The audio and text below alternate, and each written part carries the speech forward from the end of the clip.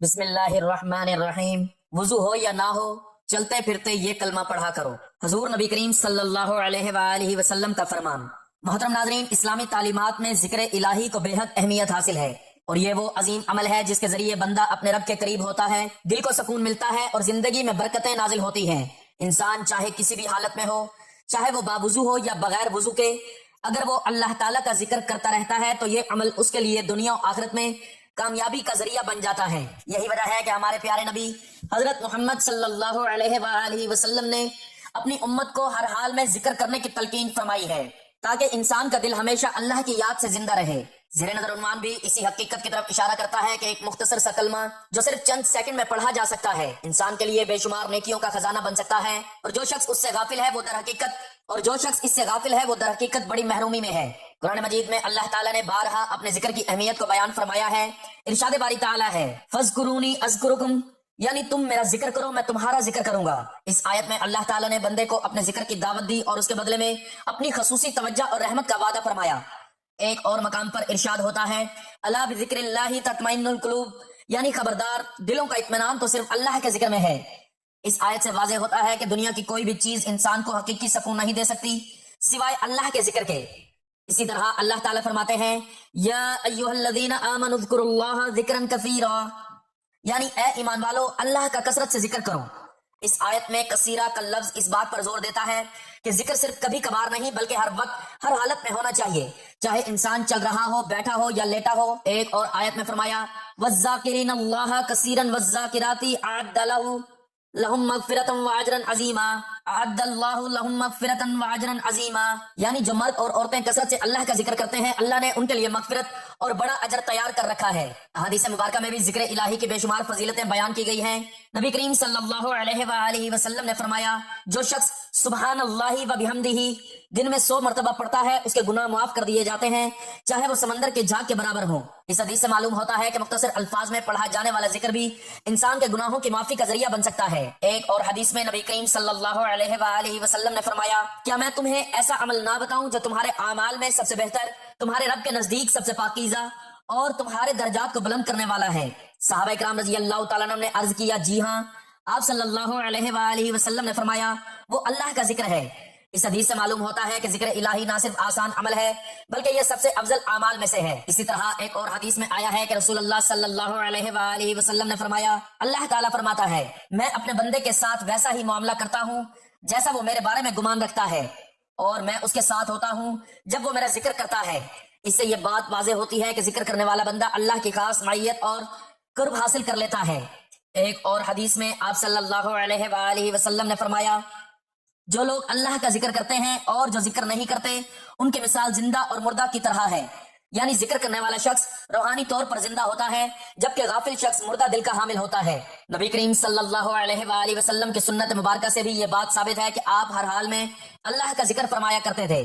حضرت عائشہ رضی اللہ تعالی عنہا فرماتی ہیں کہ نبی کریم صلی اللہ علیہ وآلہ وسلم ہر وقت اللہ کا ذکر کرتے تھے۔ اس سے یہ سبق ملتا ہے کہ ذکر کے لیے کوئی خاص وقت یا حالت ضروری نہیں، بلکہ بندہ چلتے پھرتے اٹھتے بیٹھتے ہر وقت اللہ کا نام لے سکتا ہے۔ تو ناظرین، ہمارا آج کا عمل بھی ایک ایسے کلمے کا ہے جو آپ چلتے پھرتے اٹھتے بیٹھتے وضو یا بغیر وضو ہر حال میں کر سکتے ہیں۔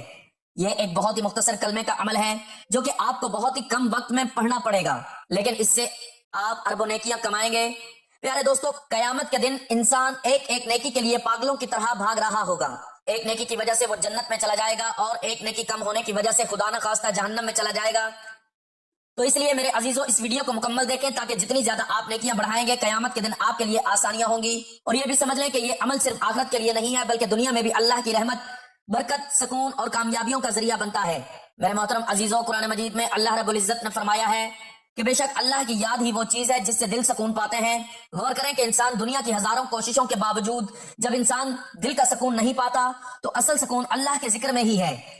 یہی وجہ ہے کہ انبیاء علیہ السلام کی زندگیاں ذکر الہی سے بھری ہوئی تھیں۔ حضرت یونس علیہ السلام کو دیکھ لیں، جب وہ مچھلی کے پیٹ میں پھنس گئے تو وہاں اندھیروں کے اندر اللہ کو یاد کیا اور دعا کی، اے اللہ، تیرے سوا کوئی نہیں، تو ہی ہر عیب سے پاک ہے۔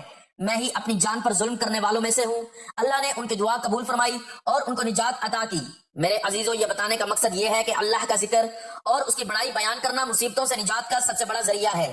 دنیا میں اگر کوئی دکھ ہے تو ذکر الہی سے دور ہو جائے گا، اگر کوئی مصیبت ہے تو وہ آسان ہو جائے گی، اور اگر رزق کی کمی ہے تو اللہ کے ذکر کی برکت سے اللہ رزق میں برکت عطا فرمائے گا۔ میرے پیارو، یاد رکھیں قیامت کا دن وہ دن ہوگا جب نہ مال کام آئے گا نہ اولاد، بلکہ وہی کام آئے گا جو نیکیاں ہم نے جمع کی ہوں گی۔ اللہ تعالیٰ فرماتے ہیں جس دن مال اور اولاد کچھ کام نہ آئیں گے سوائے اس کے جو اللہ کے پاس صاف دل لے کر آیا، اور صاف دل وہ ہے جو ذکر الہی سے روشن ہوتا ہے، گناہوں کی تاریکیوں سے بچتا ہے اور اللہ کی یاد سے آباد رہتا ہے۔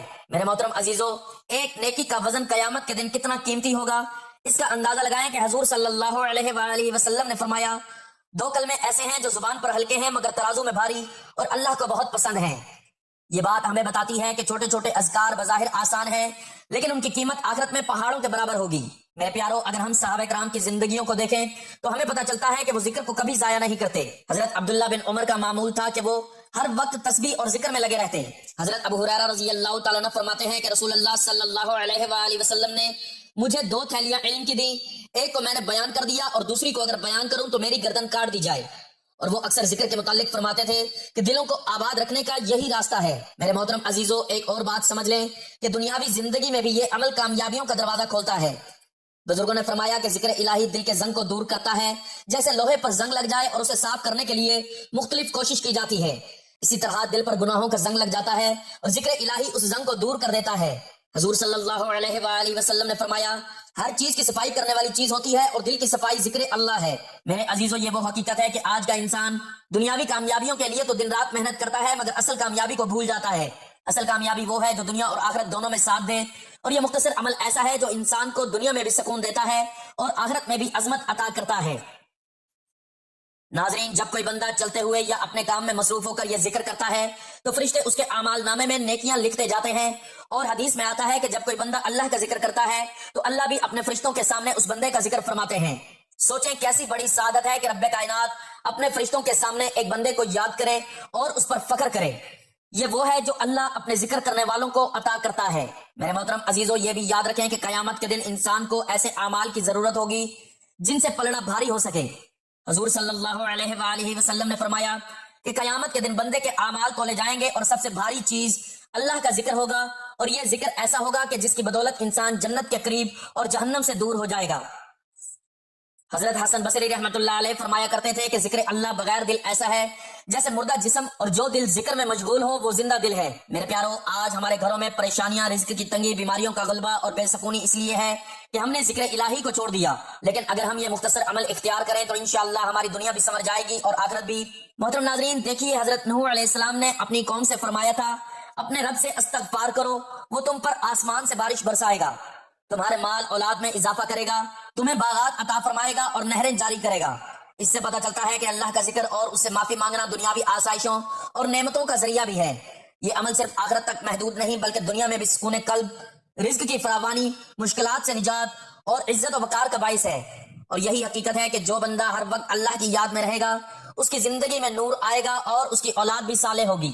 میرے محترم عزیزو، اب سوچیں کہ قیامت کے دن جب لوگ ایک نیکی کے لیے پریشان ہوں گے اور نیکیوں کے پلڑے کو بھاری کرنے کی تمنا کریں گے تو یہ مختصر سا عمل انسان کو اربوں نیکیاں عطا کرے گا، اور یہی نیکیاں انسان کے لیے جنت کے دروازے کھول دیں گی۔ یہ وہ خزانہ ہے جس کو دنیا کے خزانے نہیں خرید سکتے، اور یہ وہ دولت ہے جس کے مقابلے میں دنیا کی دولت کچھ بھی نہیں ہے۔ یہی وجہ ہے کہ صحابہ اور اولیاء کرام ہر وقت ذکر میں لگے رہتے تھے، وہ سمجھتے تھے کہ یہ عمل سب سے بڑا سہارا ہے۔ میرے محترم عزیزو، انسان کی سب سے بڑی کمزوری یہ ہے کہ وہ اپنی مشکل کا حل دنیاوی اسباب میں ڈھونڈتا ہے، حالانکہ سکون اور کامیابی ہمیشہ اللہ کے ذکر اور اس کے احکام پر عمل کرنے میں ہے۔ آج دیکھ لیں، ہمارے گھروں میں رزق کی تنگی ہے، کاروبار میں بے برکتی ہے، لوگ لاکھوں کماتے ہیں لیکن پھر بھی پیسے میں برکت نہیں ہوتی، گھروں میں لڑائیاں جھگڑے ہیں، والدین کی نافرمانی عام ہے، بیٹیاں جوان ہو جاتی ہیں لیکن اچھے رشتے نہیں ملتے، قرضوں کا بوجھ بڑھتا جا رہا ہے، لوگ اپنی زندگی بھر کی کمائی گھروں کی تلاش میں لگا لیتے ہیں مگر ذاتی چھت نصیب نہیں ہوتی۔ ان سب پریشانیوں کی جڑ یہ ہے کہ ہم نے اللہ کے ذکر کو بھلا دیا اور اس کے حکموں سے غفلت اختیار کر لی۔ قرآن میں اللہ تعالیٰ فرماتے ہیں، جو لوگ میری یاد سے منہ موڑتے ہیں ان کے لیے تنگ زندگی ہے اور قیامت کے دن ہم انہیں اندھا اٹھائیں گے۔ یہ آیت ہمیں بتاتی ہے کہ دنیا کی بے سکونی کا اصل سبب اللہ کے ذکر کو چھوڑ دینا ہے۔ میرے پیارو، حضور اکرم صلی اللہ علیہ وآلہ وسلم نے فرمایا کہ گناہ رزق کو روکنے والی سب سے بڑی چیز ہے اور نیکیاں برکت کا ذریعہ ہیں۔ جب انسان اپنی زبان کو اللہ کی یاد سے تر رکھتا ہے تو اللہ اس کی روزی میں ایسی برکت ڈال دیتا ہے کہ تھوڑی چیز بھی اس کے لیے کافی ہو جاتی ہے، اس کے گھر میں سکون اترتا ہے اور اس کے دل کو اطمینان ملتا ہے۔ لیکن جب زبان گناہوں میں لگ جائے اور دل ذکر سے غافل ہو تو دل بے چین ہو جاتا ہے اور گھروں میں بھی ناچاکیاں بڑھتی ہیں۔ بیٹیوں کے رشتوں کی فکر ہر گھر میں دیکھی جا سکتی ہے۔ والدین اپنی بیٹیوں کے لیے دعائیں کرتے ہیں لیکن اکثر رشتے نہ ملنے کی وجہ سے پریشانی بڑھ جاتی ہے۔ حالانکہ حضور صلی اللہ علیہ وآلہ وسلم نے ارشاد فرمایا، جب تمہارے پاس ایسا شخص رشتہ لے کر آئے جس کا دین اور اخلاق تمہیں پسند ہو تو اس کا نکاح کر دو، اگر ایسا نہ کیا تو زمین میں فتنہ اور بڑا فساد ہوگا۔ اس سے معلوم ہوتا ہے کہ دیندار اور اچھے اخلاق والے رشتوں کو قبول کرنا ہی اصل کامیابی ہے، لیکن ساتھ ساتھ ذکر الہی اور نیک اعمال بھی اس کام میں آسانی پیدا کرتے ہیں، کیونکہ حدیث میں آتا ہے کہ جو اللہ کا ہو جاتا ہے اللہ اس کے کام آسان فرما دیتا ہے۔ میرے محترم عزیزوں، قرض ایک بہت بڑی آزمائش ہے جس میں آج کل بہت سے لوگ مبتلا ہیں۔ ہر دوسرا شخص قرض میں ڈوبا ہوا ہے، لیکن قرضے اتارنے کا ایک طریقہ رسول اللہ نے سکھایا کہ جو بندہ اللہ کے ذکر اور استغفار کو لازم پکڑ لے، اللہ اس کے لیے ہر مشکل سے نکلنے کا راستہ بنا دیتا ہے اور اس کو وہاں سے رزق دیتا ہے جہاں سے اس نے کبھی گمان بھی نہ کیا ہو۔ یہ اللہ کا وعدہ ہے کہ ذکر اور استغفار انسان کے لیے کشادگی کا ذریعہ ہے۔ اس لیے اگر قرض کا بوجھ ہے تو اس کا بہترین علاج بھی یہی ہے۔ پڑوسیوں کے حقوق کو بھی نظر انداز نہیں کیا جا سکتا۔ حضور صلی اللہ علیہ وآلہ وسلم نے فرمایا، جبرائیل علیہ السلام مجھے بار بار پڑوسی کے حقوق کی وصیت کرتے ہیں، یہاں تک کہ مجھے لگا شاید پڑوسی کو وراثت میں بھی شریک کر دیا جائے گا۔ لیکن آج ہمارے معاشرے میں پڑوسیوں کے ساتھ تعلقات کمزور ہو گئے ہیں، ہم اپنے ہی رشتہ داروں کے ساتھ جھگڑتے رہتے ہیں۔ یہ سب برکت کے ختم ہونے کی وجوہات ہیں، کیونکہ جب صلہ رحمی ٹوٹتی ہے تو رزق میں بھی تنگی آتی ہے۔ رسول اللہ صلی اللہ علیہ وآلہ وسلم نے فرمایا، جو چاہے کہ اس کی عمر دراز ہو اور اس کے رزق میں برکت ہو وہ رشتہ داری جوڑے۔ اس سے واضح ہوتا ہے کہ خاندان کے ساتھ تعلق قائم رکھنا رزق میں کشادگی کا ذریعہ ہے اور اس کو چھوڑ دینا تنگی اور بے برکتی کا سبب ہے۔ میرے پیارو، آج کے دور کی سب سے بڑی بات یہ ہے کہ گھروں میں سکون نہیں رہا، شوہر اور بیوی ایک دوسرے کو برداشت نہیں کرتے، والدین اور اولاد میں فاصلے بڑھ گئے ہیں، بہن بھائی ایک دوسرے کے دشمن بن گئے ہیں۔ یہ سب اللہ کے ذکر سے غفلت کی وجہ سے ہے۔ قرآن میں فرمایا گیا کہ جو اللہ کو بھول جاتے ہیں اللہ ان کے دلوں کو بھی بھلا دیتا ہے اور وہ اپنی جانوں کے ساتھ ظلم کرنے لگتے ہیں۔ یہ آیت سے پتہ چلتا ہے کہ جب انسان ذکر الہی سے غافل ہوتا ہے تو اس کا دل سخت ہو جاتا ہے اور وہ اپنوں کے ساتھ بھی اچھا سلوک نہیں کرتا۔ میرے محترم عزیزو، حضور صلی اللہ علیہ وآلہ وسلم نے ایک اور بات ارشاد فرمائی کہ اللہ کے نزدیک سب سے محبوب عمل وہ ہے جو ہمیشہ کیا جائے، خواہ وہ تھوڑا ہی کیوں نہ ہو۔ یہ اس لیے کہ چھوٹے چھوٹے اعمال جب مستقل ہو جائیں تو وہ برکت لے کر آتے ہیں۔ یہی وجہ ہے کہ بزرگوں نے ہمیشہ زبان پر ذکر کو جاری رکھنے کی تلقین کی ہے، کیونکہ یہ ذکر دنیا اور آخرت دونوں میں انسان کی کامیابی کا راستہ ہے۔ میرے پیاروں، سوچو کہ ایک ایسا عمل ہے جو چند لمحوں میں کیا جا سکے، لیکن اس سے رزق کی تنگی دور ہو جاتی ہے، قرض اتر جائے، گھروں میں سکون آ جائے، بیٹیوں کے اچھے رشتے نصیب ہوں، رشتہ داروں کے ساتھ محبت قائم ہو اور آخرت میں بھی نجات ملے۔ کیا ہم ایسے عمل کو چھوڑ سکتے ہیں؟ ہرگز نہیں۔ اس لیے اس ذکر کو معمول بنانا ضروری ہے تاکہ ہماری دنیا بھی سنور جائے اور آخرت بھی۔ محترم ناظرین، یہ دنیا فانی ہے، یہاں ہر چیز ختم ہو جانے والی ہے، لیکن اللہ کا کلام اور اللہ کا ذکر کبھی ختم نہیں ہوتا۔ چھوٹے چھوٹے اعمال ہیں مگر اللہ نے ان پر اتنا بڑا اجر رکھا ہے کہ عقل حیران رہ جاتی ہے۔ سوچو، ایک بندہ تھوڑی دیر کے لیے اپنی زبان کو حرکت دے، چند الفاظ ادا کرے اور اللہ اس کے نامہ اعمال میں کروڑوں نیکیاں لکھ دے۔ یہ اللہ کا کرم ہے، اس کی رحمت ہے کہ اس نے ہمارے لیے آسانیاں پیدا کی۔ اگر وہ چاہتا تو ہر نیکی کے لیے بڑی بڑی محنت لازم کر دیتا۔ اس نے اپنے بندوں پر مہربانی کی اور آسان راستے کھول دیے۔ قرآن میں فرمایا گیا، اللہ کسی جان پر اس کی طاقت سے زیادہ بوجھ نہیں ڈالتا، اس لیے اس نے چھوٹے چھوٹے اذکار پر بڑے بڑے درجات رکھ دیے ہیں۔ میرے پیاروں، سوچو، ایک بندہ جو دن رات اپنی دنیاوی فکر میں الجھا ہے، اس کے پاس زیادہ وقت نہیں ہوتا، لیکن اللہ نے اس کے لیے ایسے اعمال رکھے ہیں کہ وہ چلتے پھرتے اٹھتے بیٹھتے بھی انہیں کر سکتا ہے اور اپنی آخرت کو سنوار سکتا ہے۔ یہی اللہ کا فضل ہے۔ قرآن میں فرمایا گیا کہ اللہ فضل والا ہے، جسے چاہے عطا کرے۔ اس کا مطلب یہ ہے کہ یہ نیکیاں ہماری محنت سے زیادہ اللہ کے کرم سے ملتی ہیں۔ محترم عزیزو، اللہ کتنا رحیم ہے کہ جب بندہ گناہ کرتا ہے تو وہ اس کے لیے توبہ کا دروازہ کھول دیتا ہے۔ حدیث قدسی میں اللہ فرماتا ہے، اے میرے بندو، اگر تم دن میں گناہ کرو اور رات کو توبہ کر لو تو میں تمہیں معاف کر دوں گا، اور اگر رات کو گناہ کرو اور دن میں توبہ کر لو تو بھی میں تمہیں معاف کر دوں گا۔ یہ ہے اللہ کی رحمت اور کریمی کہ وہ بندے کو بہانے بہانے سے معاف کرنے کے دروازے کھولتا ہے۔ حالانکہ ہمارا حال یہ ہے کہ ہم چھوٹی سی بات پر بھی اپنے بھائی کو معاف نہیں کرتے، لیکن ہمارا رب ہے جو 70 ماؤں کے برابر محبت رکھتا ہے، وہ اس کی رحمت ہر چیز پر حاوی ہے۔ قرآن میں فرمایا گیا، میری رحمت ہر چیز کو گھیرے ہوئے ہے۔ میرے پیارو، جب ہم اللہ کا ذکر کرتے ہیں تو اللہ ہماری طرف متوجہ ہوتا ہے۔ حدیث میں آتا ہے کہ اللہ فرماتا ہے، میں اپنے بندے کے گمان کے مطابق ہوں، جب وہ مجھے یاد کرتا ہے تو میں اس کے ساتھ ہوتا ہوں، اگر وہ مجھے اپنے دل میں یاد کرے تو میں بھی اسے اپنے دل میں یاد کرتا ہوں، اگر وہ مجھے محفل میں یاد کرے تو میں اسے اس سے بہتر محفل میں یاد کرتا ہوں۔ یہ کتنا بڑا شرف ہے کہ ہم جیسے کمزور بندے کا ذکر اللہ اپنے فرشتوں کے سامنے کرتا ہے، اس سے بڑھ کر عزت اور کیا ہو سکتی ہے؟ میرے محترم عزیزو، اللہ کریم کی شان دیکھو کہ وہ بندے کے ایک عمل پر 10 نیکیوں کا ثواب لکھتا ہے اور پھر 700 گنا تک بڑھا دیتا ہے۔ جیسا کہ قرآن میں فرمایا گیا کہ جو لوگ اللہ کی راہ میں خرچ کرتے ہیں ان کی مثال اس دانے کی طرح ہے جس سے 7 بالیں نکلیں اور ہر بال میں 100 دانے ہوں۔ اللہ جس کے لیے چاہتا ہے بڑھا دیتا ہے۔ یہ آیت ہمیں بتاتی ہے کہ اللہ کے ہاں اجر و ثواب کا پیمانہ دنیا کی طرح نہیں بلکہ اس کی شان کریمی کے مطابق ہے۔ وہ چاہے تو ایک چھوٹی سی نیکی کو پہاڑ کے برابر کر دے اور ایک چھوٹے سے ذکر پر جنت کے باغ عطا کر دے۔ میرے پیاروں، سوچو کہ قیامت کے دن جب ہر شخص اپنے نامہ اعمال کے لیے پریشان ہوگا، انسان اپنے والدین کو پکارے گا، بھائی پکارے گا، بیوی اور اولاد کو یاد کرے گا، لیکن کوئی کسی کے کام نہ آئے گا۔ اس وقت ایک نیکی کا وزن بھی پہاڑ جتنا قیمتی ہوگا۔ قرآن میں فرمایا گیا اس دن انسان اپنے بھائی سے، اپنی ماں اور باپ سے، اپنی بیوی اور اولاد سے بھاگے گا، ہر ایک کو اپنی ہی فکر ہوگی۔ ایسے وقت میں اگر ہمارے پاس یہ چھوٹے چھوٹے اذکار ہوں گے جو دنیا میں ہم نے زبان پر جاری رکھے تو یہی نیکیاں ہمارے لیے ڈھال بنیں گی، یہی نیکیاں ہمارے لیے روشنی بنیں گی۔ میرے محترم عزیزو، اللہ تعالیٰ نے اپنی محبت کی علامت کے طور پر ہمیں ایسے مواقع دیے ہم آسانی کے ساتھ اس کے قریب ہوں۔ حضور صلی اللہ علیہ وآلہ وسلم نے فرمایا اللہ کو سب سے زیادہ محبوب وہ لوگ ہیں جو اللہ کا ذکر زیادہ کرتے ہیں۔ اس کا مطلب یہ ہے کہ اللہ کی محبت پانے کا سب سے سیدھا راستہ اس کا ذکر ہے، اور جب اللہ کسی سے محبت کرتا ہے تو دنیا اور آخرت دونوں میں اس کے لیے آسانیاں پیدا کر دیتا ہے۔ حدیث میں آتا ہے کہ جب اللہ کسی بندے سے محبت کرتا ہے تو جبرائیل علیہ السلام کو حکم دیتا ہے کہ میں اس بندے سے محبت کرتا ہوں تو تم بھی محبت کرو۔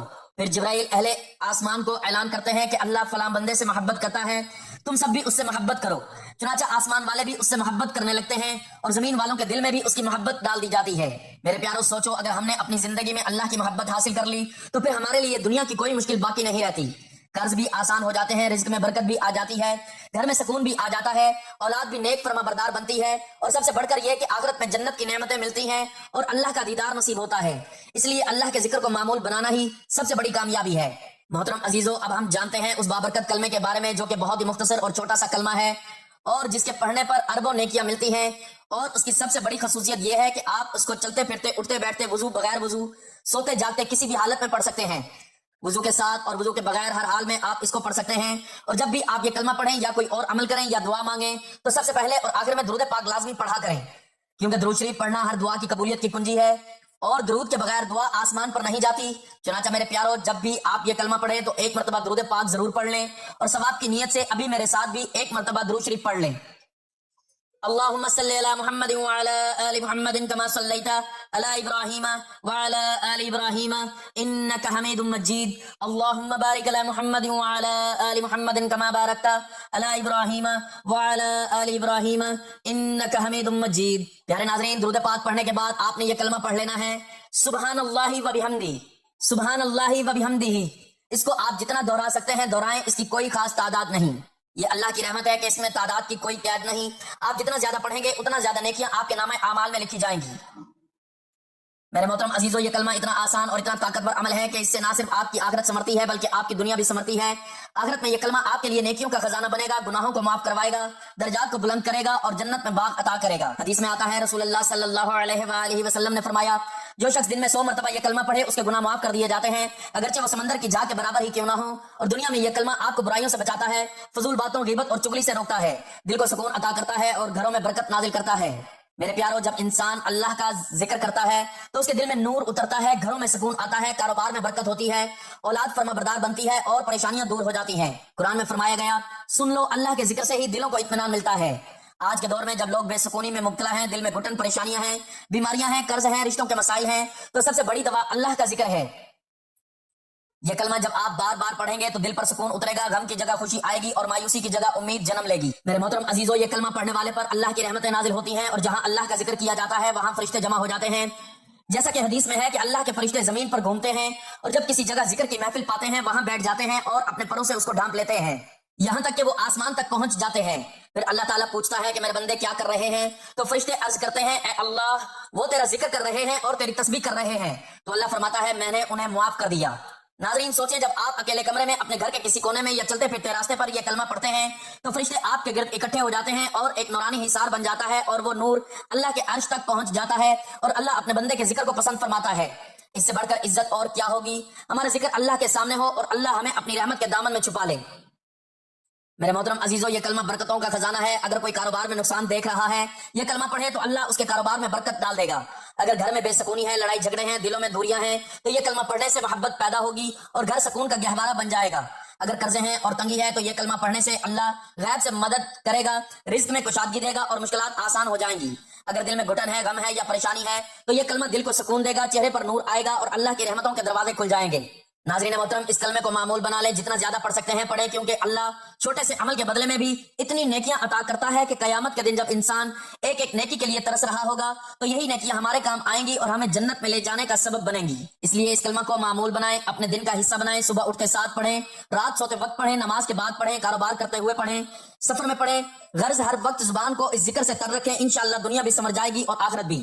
میرے محترم عزیزو، یہ کلمہ جو ہم نے ذکر کیا یہ محض الفاظ نہیں بلکہ اللہ تعالیٰ کی تسبیح ہے، اللہ کی بڑائی ہے، اللہ کی تعریف ہے، اور اللہ کے ذکر کے بغیر انسان کی زندگی خالی ہے اور بے نور ہے۔ اور جس کی زبان اللہ کے ذکر میں مشغول رہتی ہے اس کا دل نرم رہتا ہے، اس کی زندگی پرسکون رہتی ہے اور وہ غم اور پریشانیوں سے بچا رہتا ہے۔